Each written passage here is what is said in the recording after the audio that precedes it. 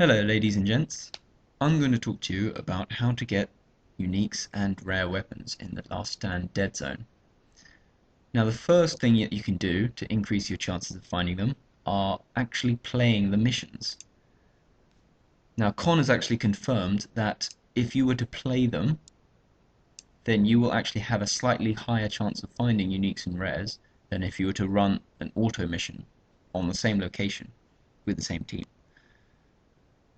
So you already increase your chances of finding good weapons and gear by just playing it, not to mention the added bonus of getting experience and leveling up and also reducing the return time. Now, the second thing that you can do is equipping the right books.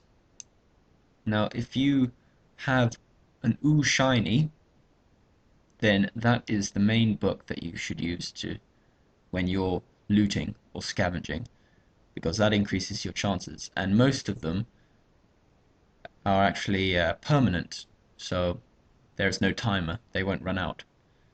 The best one being the 4%, but even a 3%, 2%, or 1% is better than nothing. So if you have any one of those, obviously equip the highest one you have whenever scavenging. Now the second book would be the Looter. Again, that does the same thing as the Ooh Shiny. It increases your chances of finding quality items. However, this book is timed and it only lasts for 20 minutes. So it's very short and you can only have a very few number of missions. So you are limited in that capacity. Thirdly, the third book that you could have is the Furious Search book. Now this doesn't necessarily increase your chances of finding quality items, but it increases your chances of finding items in general. And as Con quite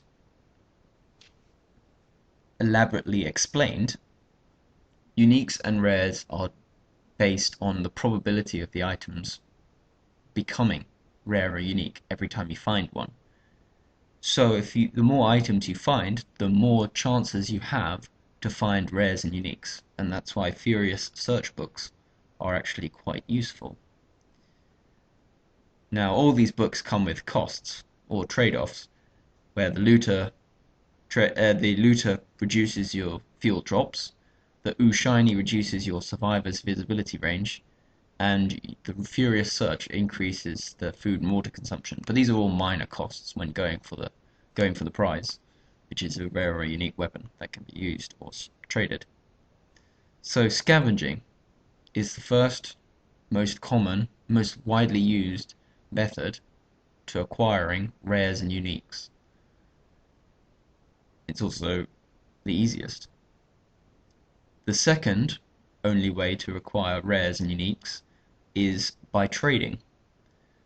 Now recently the Dead Zone economy has kind of shifted towards a universal currency being supply box keys. Now these could range from level 3 Herc supply box keys, which are normally used to open fuel boxes. These are the most common form of currency, to scrap skeleton keys for Halloween trunks or superior skeleton keys. And there are also premium keycards, which are also another form of currency. Almost all kinds of keycards are a form of currency. However, some people have specific needs, so one kind of keycard is not much use to them, it won't be as much value compared with someone else who needs them. So keep that in mind whenever you're trading using keycards. But fortunately, you can always go to trade and find out the price of certain weapons and goods. You know, some will be as cheap as 1 or 2 keys, others will be as expensive as 15, 20, 25, even 30 key cards. So that's a lot of fuel. However, we can all obtain fuel, and if we can all obtain fuel, we can all obtain key cards, and through key cards we can acquire good weapons and gear. However, of course, it's a lot harder because you need to find the right person who wants exactly the same keys that you have. So I normally recommend stockpiling on the fuel and kind of going into trade. And as soon as you find someone who wants to buy your keys, or wants to sell you weapon or gear for keys, then you can go to the store, quickly buy the keys, and then trade with them and get whatever you're after. So those are the only two ways to get rares and uniques. Unfortunately, there's no sort of magic way to get them. The kind of the most surefire way of getting rares and uniques is trade. However, it takes a long time to build up the required amount of fuel to afford the keys to pay for the rares and uniques, and it takes a lot longer to get the very good weapons, whereas scavenging, while there is no cost necessarily, there is quite a great deal of luck involved, and luck requires patience. You must be patient to find the right gear and weapons.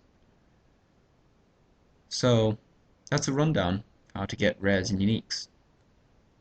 I hope you found it helpful. I will explain how to get good weapons and gear in my later videos. I'll see you later.